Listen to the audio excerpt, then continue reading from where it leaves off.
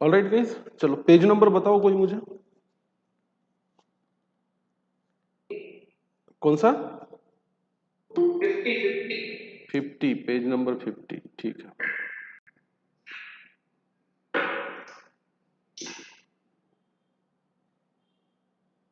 Good afternoon. Good afternoon, good afternoon.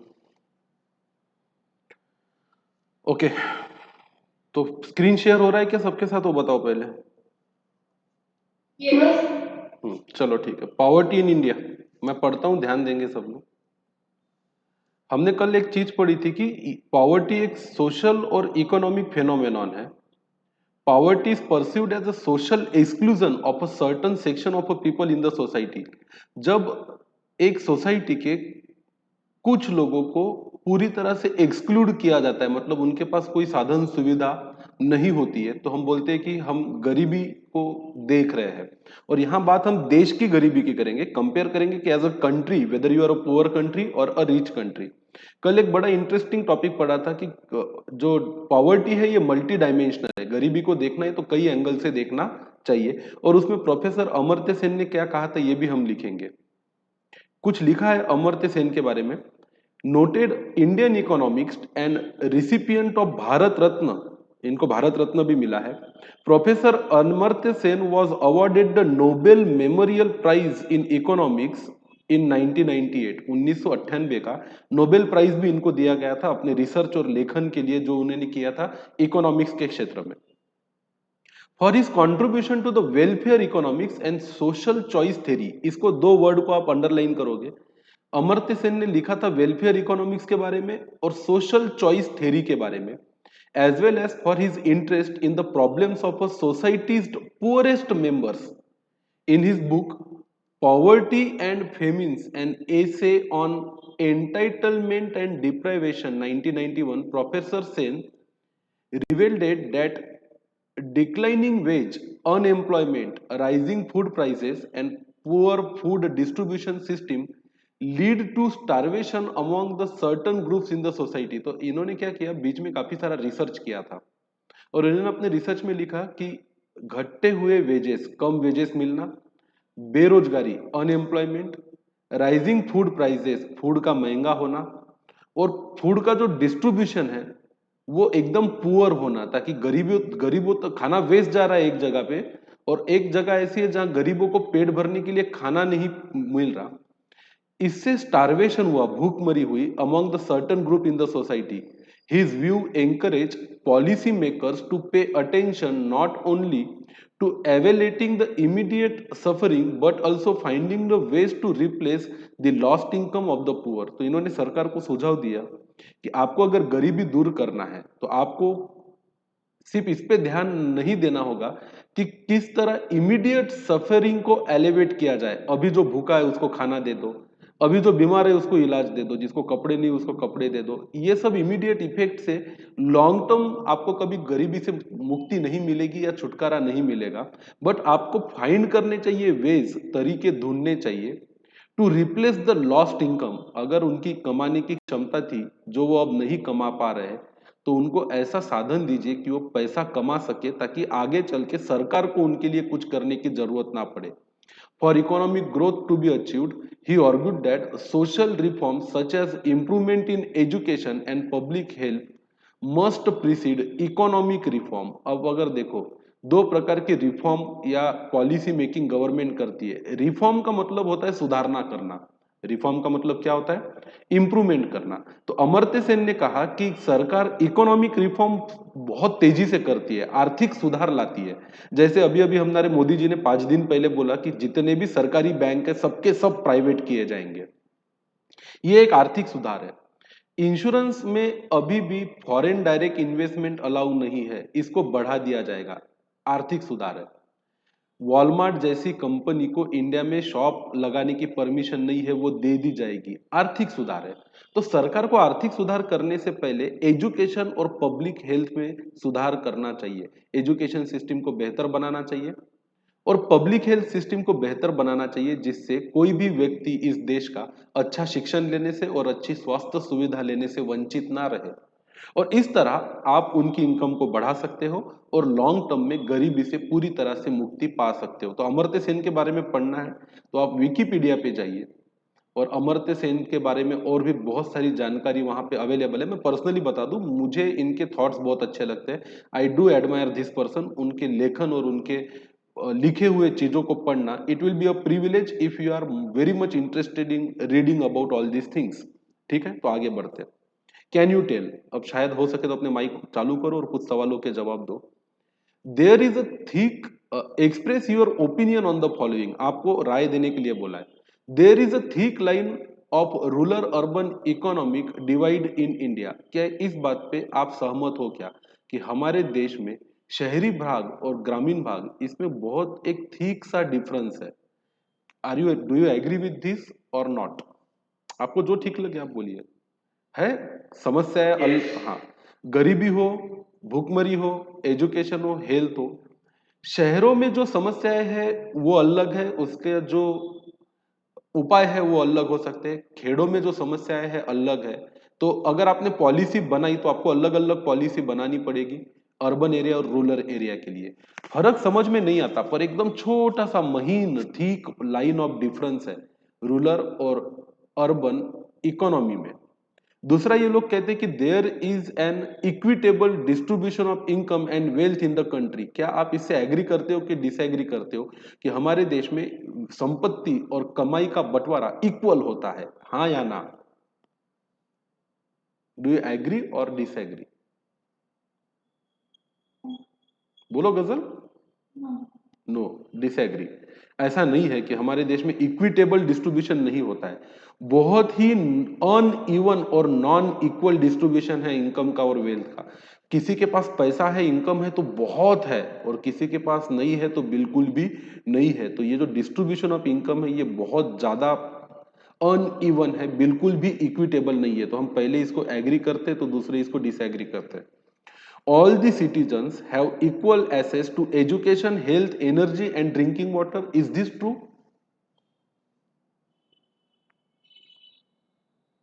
सभी लोगों, no no no, बिल्कुल भी ट्रू नहीं है। कुछ लोगों के पास सुविधाएं है तो बहुत है, एजुकेशन बहुत ही टॉप क्वालिटी का है, हेल्थ फैसिलिटी बहुत ही बढ़िया है, बिजली इतनी शानदार मिलती है कि कभी डाउन भी नहीं होती और लोड शेड भी नहीं होता, पानी के पीने की उनको कोई समस्या नहीं है। पर कुछ लोग ऐसे हैं जिनके पास हर चीज के लिए स्ट्रगल है, ना अच्छा एजुकेशन है, ना अच्छा हेल्थ है, ना फुल टाइम बिजली मिलती है, ना पीने के पानी की उनके पास सुविधाएं है। तो हम इससे भी एग्री नहीं करते। There is no hunger, starvation और malnutrition in the country. हमारे देश में भूखमरी, माल न्यूट्रिशन, कुपोषण ऐसी कोई समस्या नहीं है। डू यू एग्री और disagree? Disagree. Disagree. Disagree. Yes, Disagree. Yes. तो हम इससे भी डिसएग्री करते हैं। There is a lack of sanitation facility in the country. साफ सफाई की पर्याप्त सुविधाएं उपलब्ध नहीं है। एग्री की डिसएग्री? Agree. अग्री।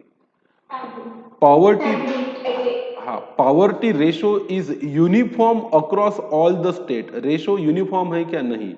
कुछ कुछ स्टेट बहुत डेवलप्ड है तो कुछ स्टेट बहुत ही पिछड़े हुए हैं, तो रेशो भी हमारे यहाँ पे यूनिफॉर्म नहीं है। और ये सब साइन है, जैसे रूरल और अर्बन की इकोनॉमी अलग अलग होना, इक्विटेबल डिस्ट्रीब्यूशन ऑफ इनकम और वेल्थ का ना होना, सभी सिटीजन्स के पास हक ना होना, एजुकेशन का, हेल्थ का, एनर्जी का और ड्रिंकिंग वाटर का, देश में हंगर, स्टार्वेशन और माल न्यूट्रिशन जैसी समस्याओं का मौजूद होना, सैनिटेशन फैसिलिटी का पर्याप्त मात्रा में उपलब्धता ना होना और पॉवर्टी रेशो कम ज्यादा होना, ये सब उस चीज के लक्षण है कि आप एक गरीब देश हो।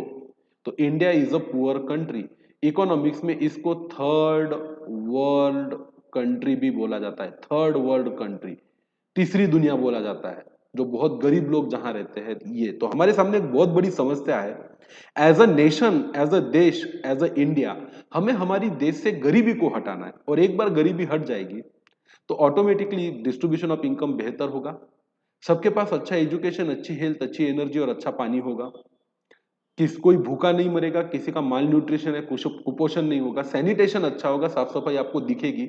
और आप चले जाओ जर्मनी में, कनाडा में, यूएस में, ऑस्ट्रेलिया में, पर्टिकुलरली दुबई में, आपको ये सब समस्याएं वहां दिखती ही नहीं है। सब कुछ क्लीन, नीट, साफ सुथरा, चौकन्ना होता है।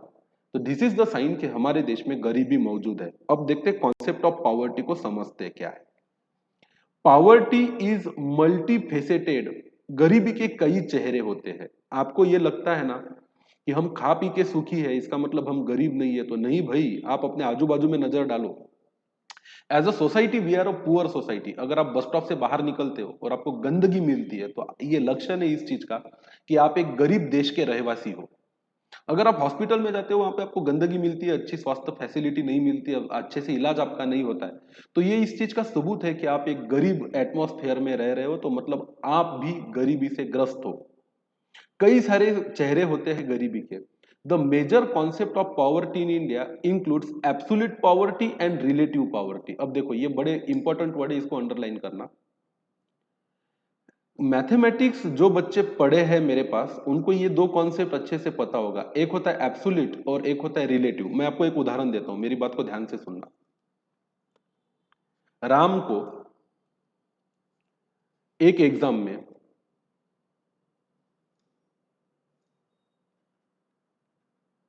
50 मार्क्स मिले, शाम को एक एग्जाम में 80 मार्क्स मिले। कौन बेहतर स्टूडेंट है बताइए, राम या श्याम?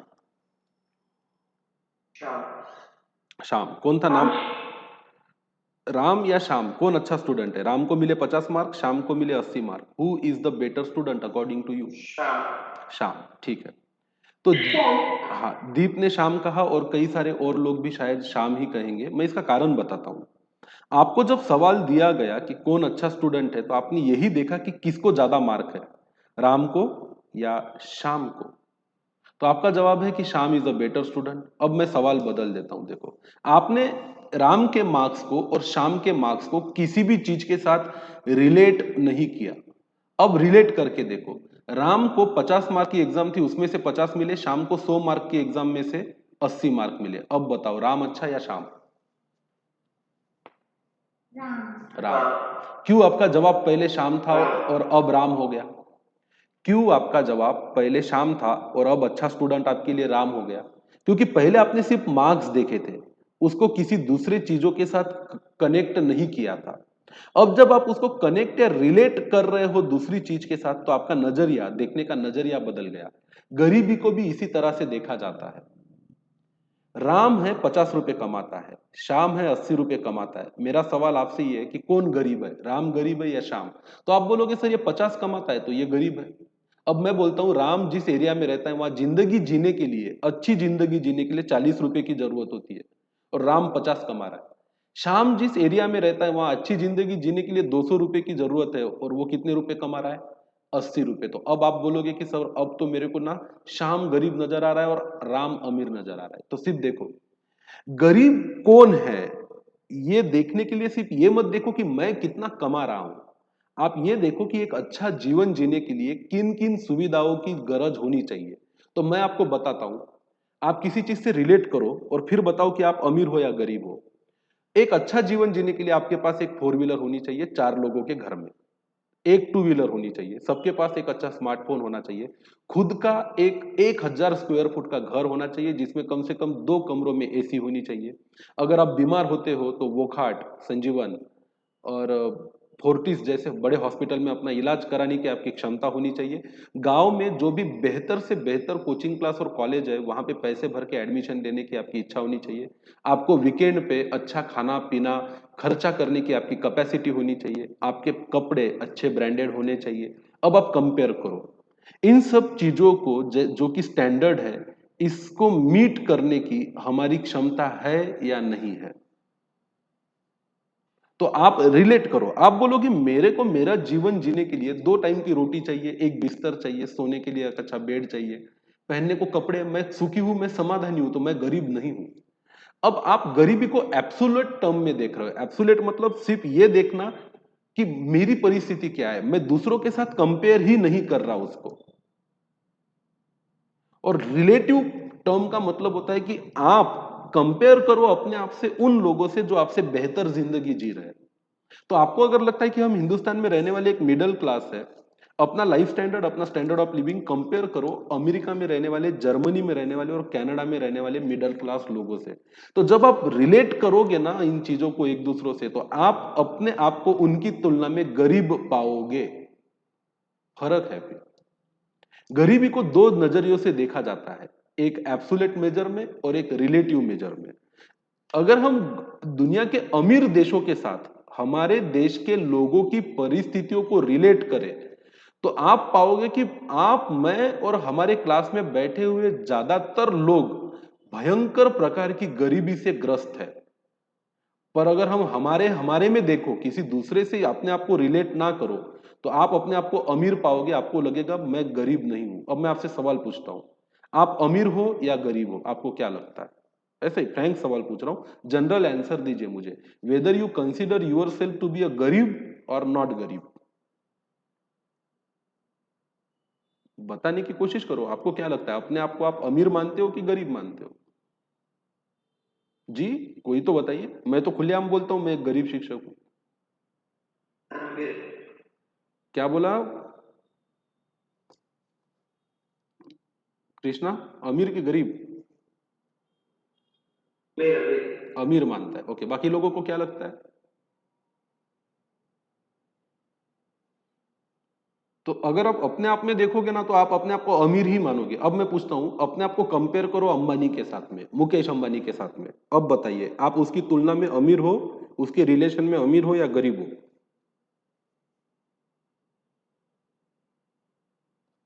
बता कृष्णा, अपने आप को रिलेट करो अंबानी के साथ, उसके कंपैरिजन में बताओ। अब आपको क्या लगता है, वेदर यू आर पुअर और रिच? पुअर, हाँ। तो गरीबी को दो पैमानों में देखा जाता है, एक रिलेटिव सेंस में और एक एब्सोल्यूट सेंस में। आओ पढ़ते हैं एब्सोल्यूट पॉवर्टी क्या होती है। देखो, absolute poverty is measured in terms of a minimum calorie intake. अच्छा, ये बहुत ही इंटरेस्टिंग सवाल आया। अब मुझे बताओ तो, अगर मैं आप लोगों से सवाल पूछता, एक मिनट, सिर्फ एक मिनट होल्ड करना।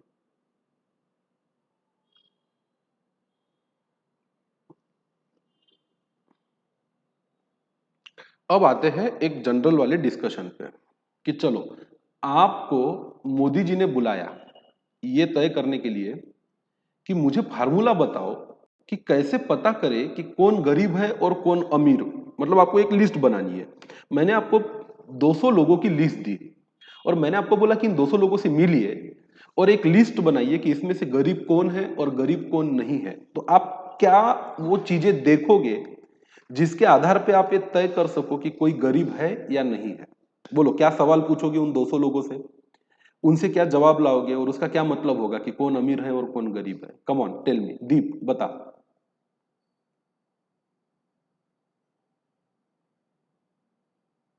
दीप को उनको 2 टाइम का खाना मिल रहा क्या?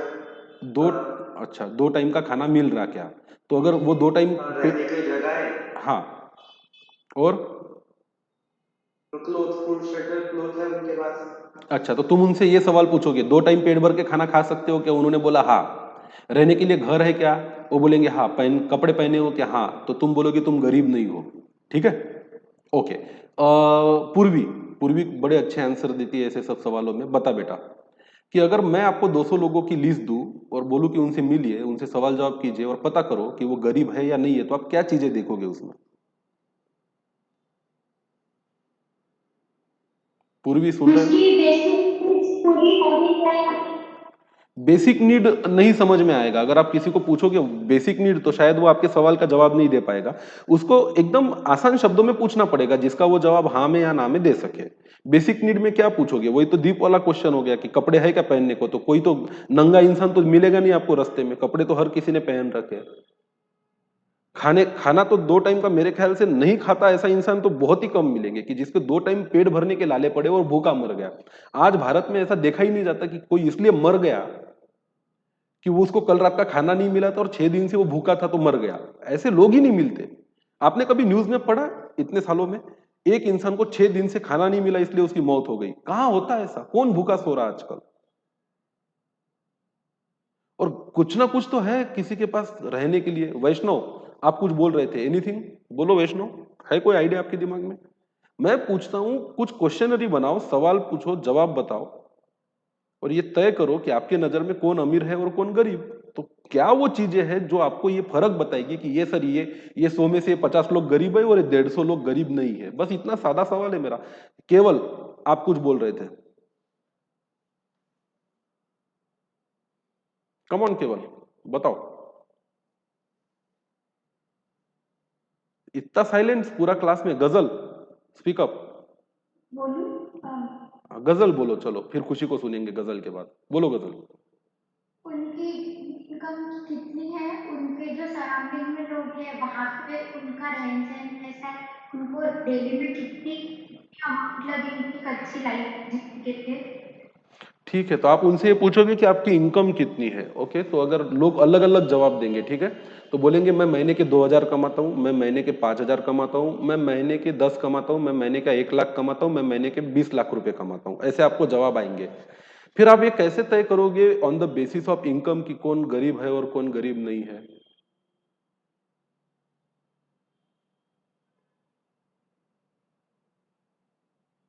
क्राइटेरिया बनाना पड़ेगा ना कि सर 10,000 से इनकम कम है तो वो गरीब है और उससे ऊपर है तो वो अमीर है। स्टॉक लिविंग इंडेक्स कैलकुलेट करेंगे। क्या बोला Mansi? Cost of living index.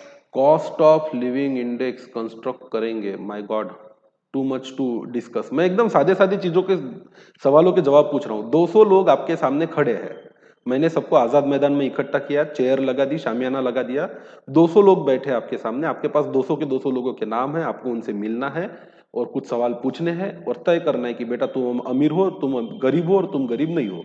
Simple simple सा क्वेश्चन है मेरा।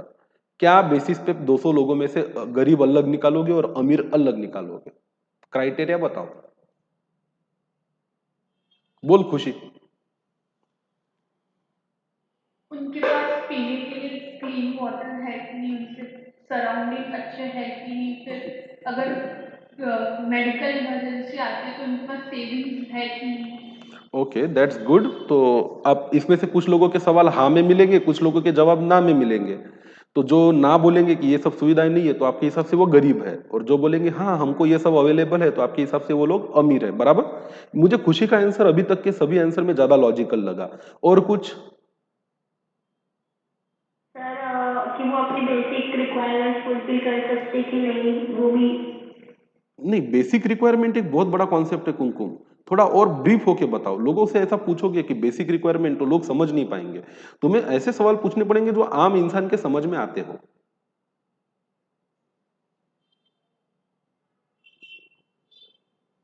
थोड़े और, जैसे खुशी ने कितना आसान सवाल का जवाब बताया, अब मैं बताता हूं आपको। देखो, किसी से पूछोगे ना। बोल केवल।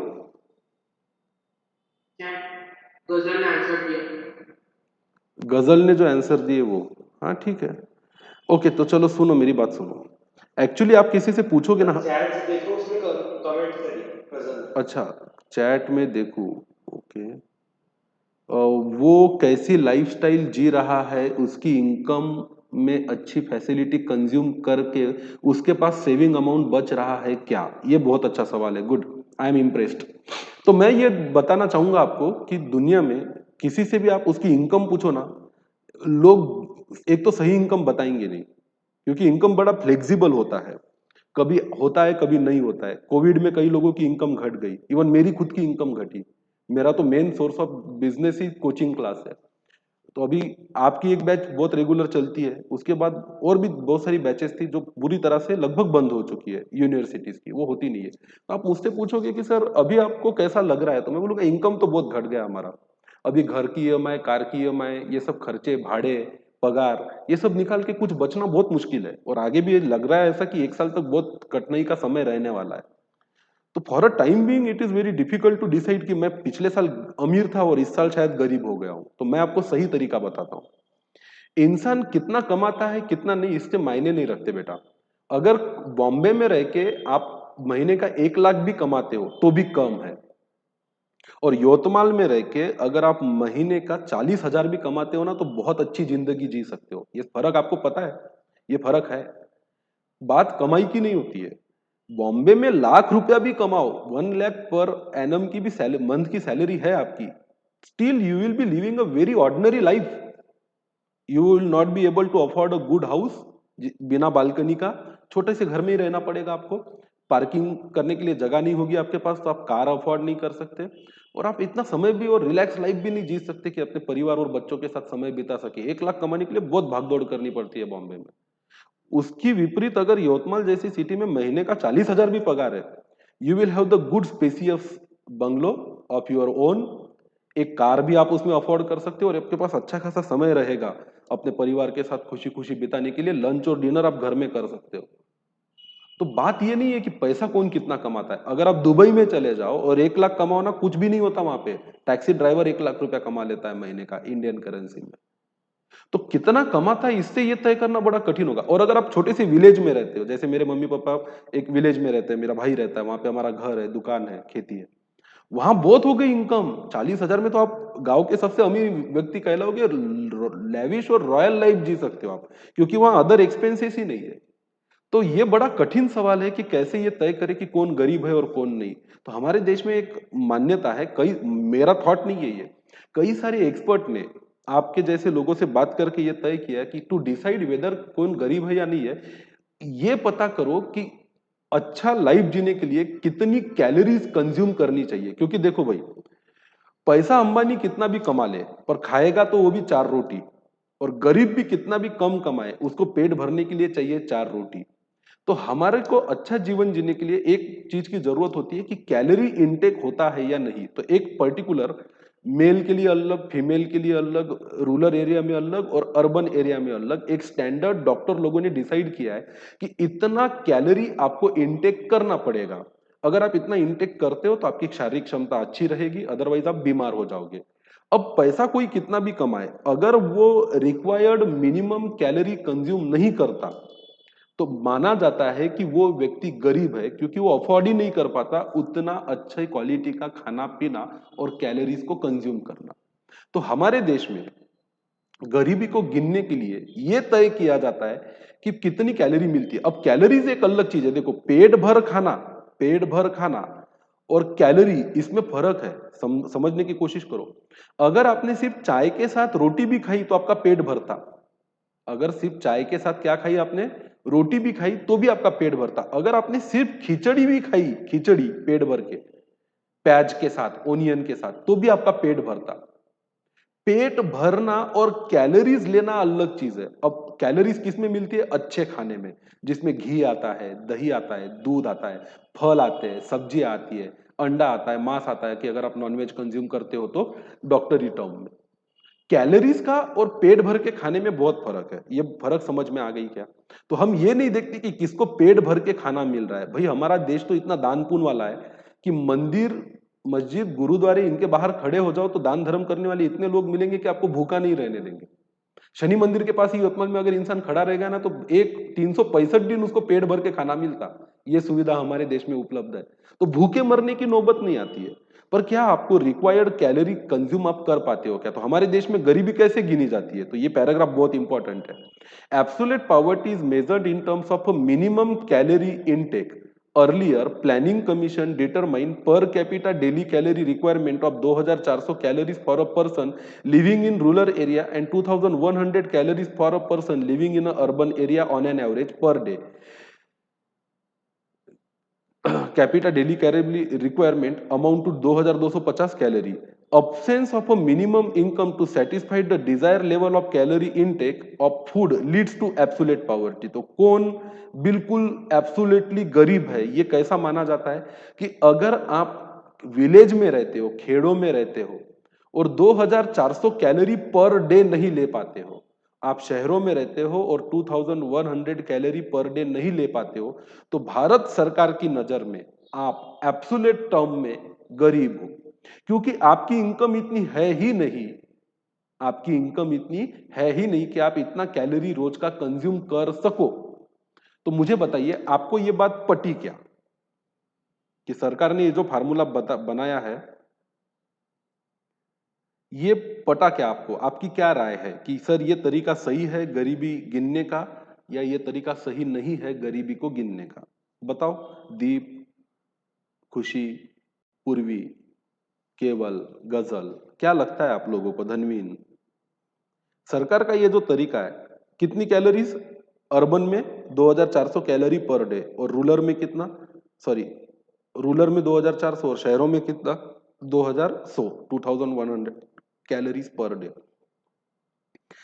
क्या लगता है आपको ये फार्मूला सही है गरीबी को तय करने का कि गलत है?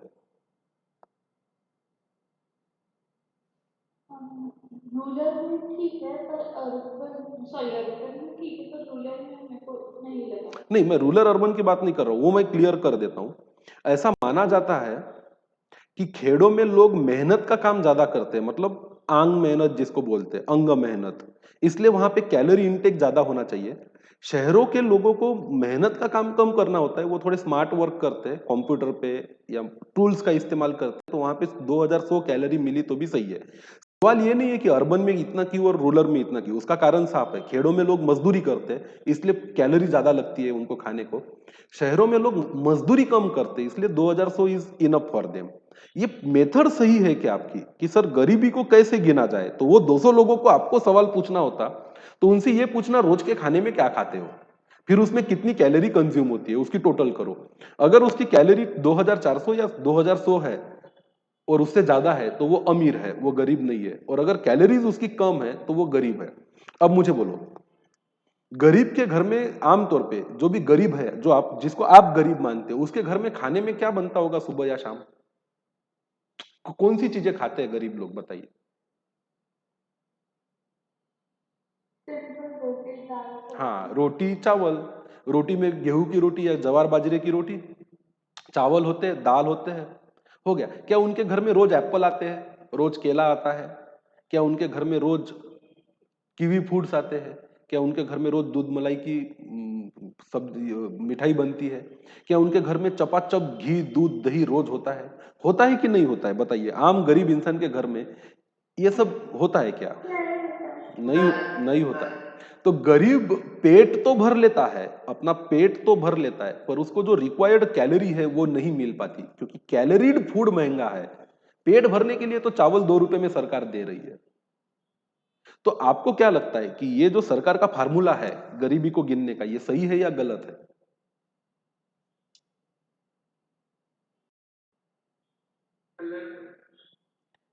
केवल बोल रहा है गलत है। क्यों भाई, क्यों गलत है?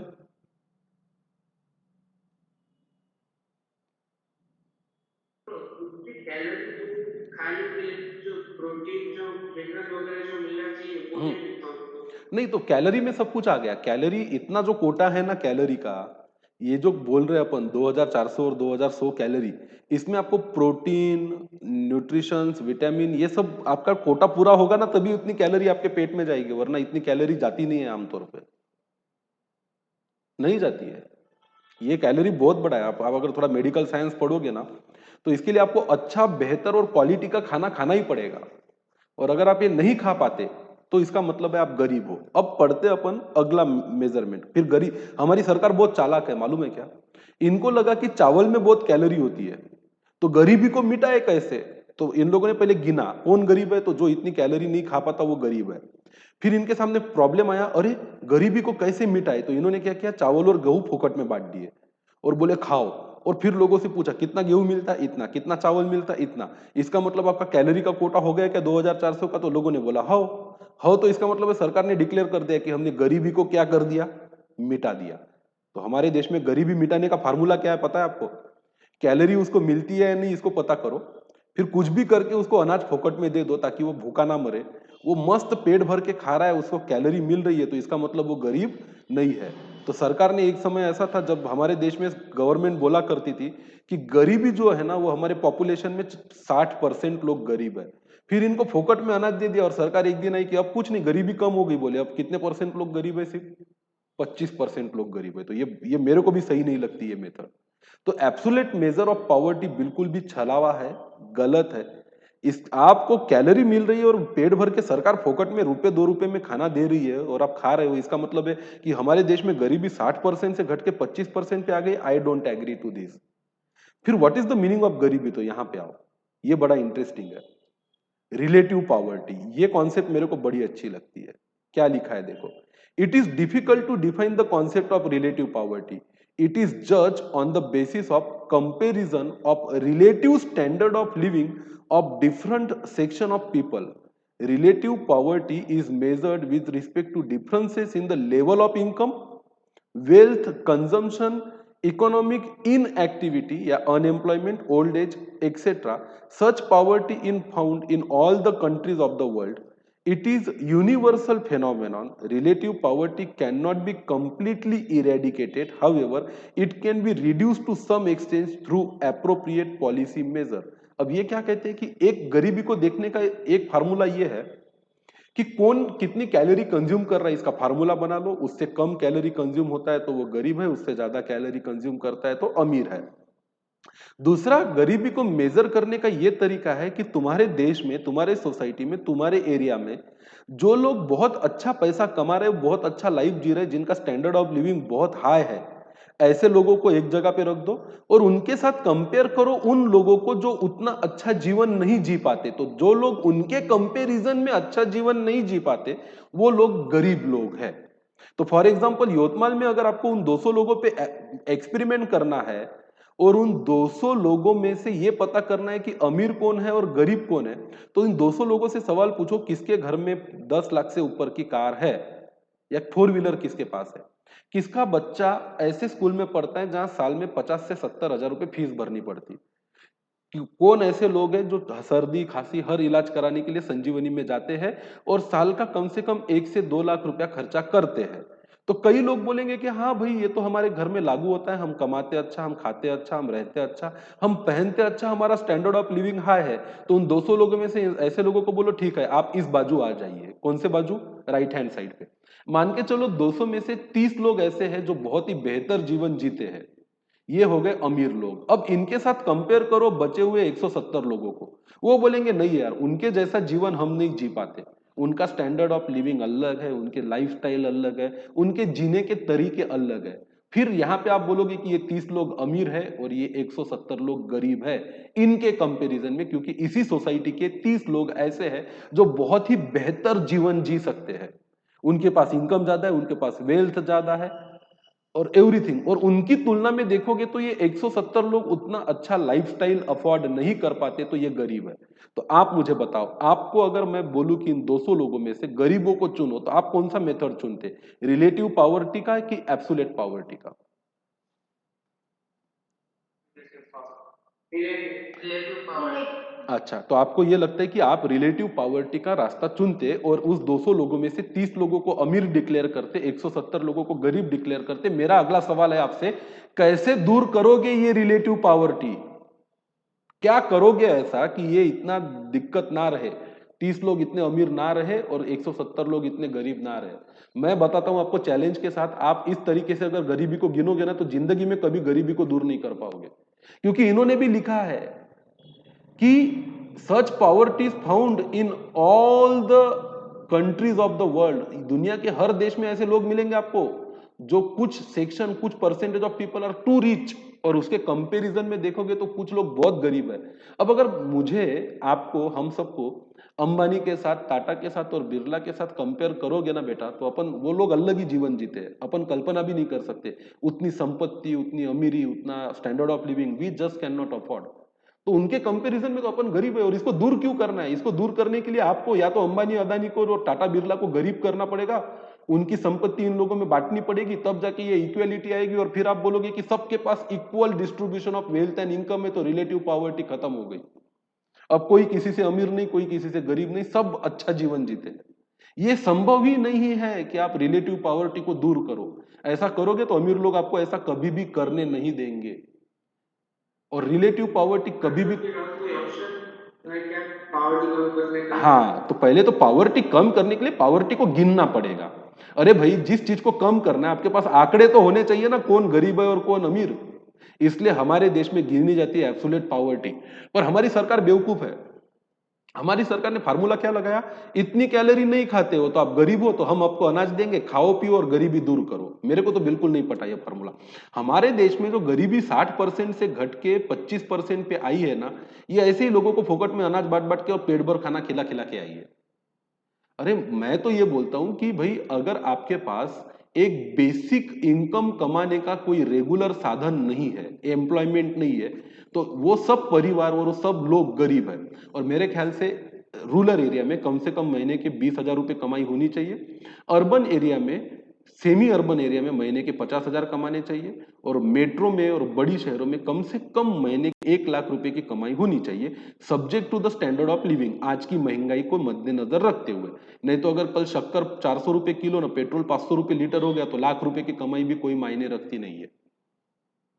तो भाई आपकी बेसिक नेसेसिटी को पूरा करके, जैसे कि गजल ने वो मैसेज में लिखा था कि बेसिक नेसेसिटी को पूरा करके अगर आप पैसे बचा पाते हो तो आप अमीर, गरीब नहीं हो, अदरवाइज आप गरीब हो। पर इतना बड़ा डाटा कलेक्ट करना और माहिती इकट्ठा करना कि कौन कितना कमा रहा है, कौन अपनी बेसिक नेसेसिटी को पूरा कर रहा है, कौन अमीर है और कौन गरीब, ये बड़ा कठिन काम है।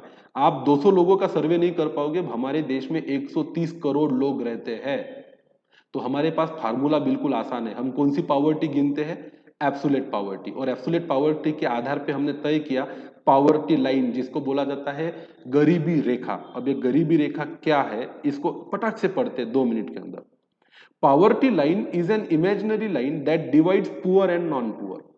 It is determined in terms of a per capita house hold expenditure. देखो, पावर्टी लाइन कैलोरी के बेसिस पे नहीं तय की जाती है।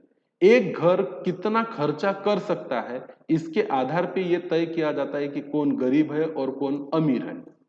Various committees on study group have defined poverty line in different way. बहुत रिसर्च हुआ, बहुत लोग बैठे इसके लिए और चर्चा की कि हमारे देश में ये कैसे पता करें कौन अमीर है कौन गरीब, और जो गरीब है उनको कैसे गरीबी से निकाला जाए, कितने % गरीबी थी और कितने % पे आ गई।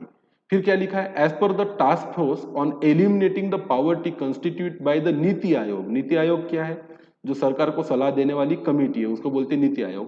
Poverty line defined as the threshold expenditure और the amount necessary to purchase a basket of goods and services that are considered necessary to satisfy the human need at socially acceptable level. मतलब समाज में अच्छा जीवन जीने के लिए जो भी चीजें एक परिवार को खरीदनी पड़ती, जो भी सेवाएं या सर्विसेज एक परिवार को खरीदनी पड़ती, अगर ये खरीदने की आपकी क्षमता नहीं है तो आप गरीब हो, अगर ये चीजें आप खरीद लेते हो तो आप अमीर हो। अब इसमें कौन सी चीजें आती है ये भी लिखा होगा। Poverty line help to fulfill the following objective: to determine the population living above poverty line, इसको APL बोलते, and below poverty line BPL बोलते। तो हमारे देश में एक कमिटी है, कुछ लोग है, एक डिपार्टमेंट है जो ये गिनता है कि कौन सा परिवार कितना खर्च कर पाता है। एक लाइन है, इतना खर्चा अगर आप कर पाते हो तो आप अबोव पॉवर्टी लाइन हो, नहीं कर पाते तो आप बिलो पॉवर्टी लाइन हो। To identify poor on the basis of a household consumption expenditure. एक बात अगली बार से कभी भी ध्यान में रखना, अगर आपसे कोई सवाल पूछे कि कौन अमीर है और कौन गरीब कैसे पता करो, तो कभी ये जवाब मत देना कि उनकी इनकम कितनी है इसके आधार पे तय करेंगे। हमेशा इस आधार पे तय करो कि कौन कितना खर्चा कर सकता है। खर्चा करने की क्षमता तभी आती है जब इनकम होती है। इनकम रहेगी तो इंसान खर्च पाएगा, इनकम ही नहीं रहेगी तो इंसान खर्चा नहीं कर पाएगा। तो वो व्यक्ति जो पर्टिकुलर लेवल का खर्चा नहीं कर सकता वो गरीब है। इनकम का सवाल नहीं आता, इनकम कितनी है ये कोई नहीं पता कर सकता, पर खर्चा कितना जरूरी है करना ये पता चल सकता है। अगर आप उतना खर्चा नहीं कर पाते तो हमारे देश में आपको गरीब माना जाता है। To track poverty in a region over a period of time and compare across the region. अलग अलग रीजन में ये फैसिलिटी और ये आंकड़ा खर्चे का अलग अलग है। To provide the estimated of a required expenditure of poverty elevation program. फिर इनके लिए सरकार एस्टिमेट भी करती है कि इन लोगों की क्षमता कितना पैसा खर्चा करने की होनी चाहिए। अगर उतनी क्षमता उन लोगों की आ गई है तो हम पॉवर्टी को दूर कर रहे हैं। Poverty line differs from country to country. According to World Bank, poverty line was defined as $1.90 per capita per day at 2011 prices। इसी को परचेसिंग पावर पैरिटी या परचेसिंग पावर बेसिस पे बोला जाता है। On this basis 21.2% of India's population live below the poverty line. अब 2011 में $1 50 रुपए का था, मतलब ये $1.9 को $2 कर लो, मतलब एक दिन में जो व्यक्ति ₹100 खर्चा नहीं कर पाता वो व्यक्ति गरीब है। और जो व्यक्ति एक दिन में 100 रुपए से ऊपर खर्चा कर लेता है वो व्यक्ति गरीब नहीं है। तो हमारे देश में आज भी 21.2% लोग ऐसे हैं जो एक दिन का 100 रुपए खर्चा नहीं कर पाता। ये है 2011 की price.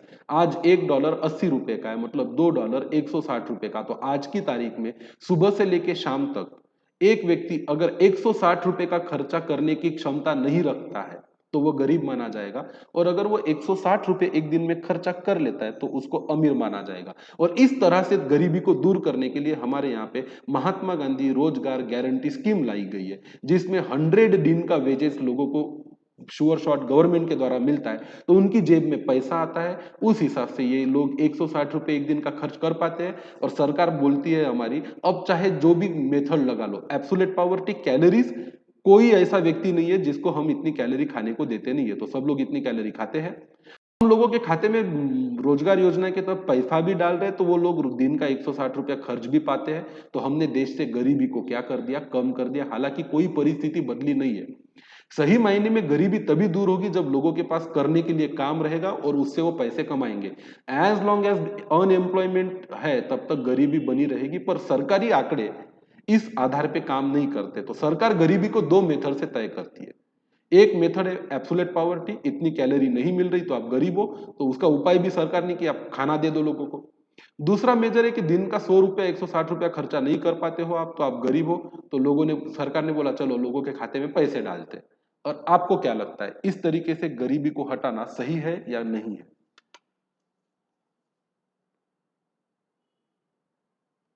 What is your opinion? ऐसा गरीबी को हटाना सही लगता है आपको कि नहीं लगता? नहीं, मुझे भी नहीं लगता। सही मायने में गरीबी तभी हटेगी जब हर व्यक्ति के पास क्या होगा, काम होगा। हर व्यक्ति अच्छा एजुकेशन लेगा, अच्छा पढ़ेगा लिखेगा, अच्छा काम करेगा, अच्छा पैसा कमाएगा, तो सरकार को कुछ करने की जरूरत ही नहीं पड़ेगी। सही मायने में गरीबी दूर होगी। तो हमारे देश में गरीबी का आलम यह है कि गरीबी गिनी जाती है फार्मूलों से, कम भी होती है फार्मूलों से, और सरकार अपनी पीठ भी थपथपाती है आंकड़ों के बेसिस पे कि हमने गरीबी को तय कर ली। हालांकि देश है वही है, अभी भी मेजॉरिटी ऑफ जनता गरीबी का जीवन ही हमारे देश में जी रही है, और ये सच्चाई है। अगर उनकी गरीबी से उनको निकलना है तो उनको देना पड़ेगा एम्प्लॉयमेंट। तो गरीबी बड़ी समस्या नहीं है, बड़ी समस्या है बेरोजगारी। बेरोजगारी की समस्या को दूर कर दो, गरीबी की समस्या अपने आप क्या हो जाएगी, दूर हो जाएगी। तो इस चैप्टर में हमने विशेष कुछ पढ़ा नहीं, छोटी छोटी चीजें पढ़ी। मैं आपको एक बार और रिवाइज करा देता हूं। पहला पैराग्राफ जिसमें इंट्रोडक्शन है पॉवर्टी का, दूसरी पैराग्राफ में मीनिंग ऑफ पॉवर्टी दिया है, फिर हमको दिया गया है अमर्त्य सेन के बारे में, उन्होंने क्या कहा गरीबी के बारे में। डू यू नो में अमर्त्य सेन की हिस्ट्री बताई गई है कि उनको भारत रत्न और नोबेल प्राइज मिला था। आपको कुछ सवाल पूछे गए थे कि आप एग्री करते हो डिसएग्री, ये सवाल हमने कर लिए। कॉन्सेप्ट ऑफ पॉवर्टी हमने पढ़ा, जिसमें 2 प्रकार की पॉवर्टी होती है, एब्सोल्यूट पॉवर्टी जहां कैलोरी कंजम्पशन का फार्मूला दिया गया है, और दूसरा है रिलेटिव पॉवर्टी। हालांकि ये बड़ा कठिन है डिफाइन करना कि इस मेथड से कौन अमीर कहलाएंगे और कौन गरीब कहलाएंगे। फिर एक कॉन्सेप्ट हमने पढ़ा पॉवर्टी लाइन का कॉन्सेप्ट। 3 कॉन्सेप्ट है एब्सोल्यूट पॉवर्टी सॉरी 2 ही कॉन्सेप्ट है, एब्सोल्यूट और रिलेटिव। एक नई चीज है पॉवर्टी लाइन। पॉवर्टी लाइन कौन तय करता है हमारे देश में? नीति आयोग तय करता है। इस पे से पता किया जाता है कि कौन अबोव पॉवर्टी लाइन है, कौन बिलो पॉवर्टी लाइन है। इसके लिए हम हाउस होल्ड कंजम्पशन एक्सपेंडिचर को बेसिस मानते हैं। ये बेसिस है 2011 के दाम के हिसाब से $1.90। आज के हिसाब से देखो तो 100 रुपए और 160 रुपए एक दिन का अगर आप खर्चा नहीं कर पाते तो आप क्या हो, गरीब हो। इस हिसाब से देश की 21% जनता आज भी क्या है, गरीब है।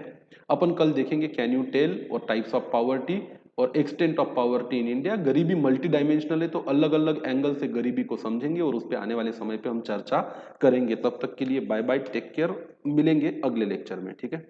सी यू टुमारो गाइस, बाय।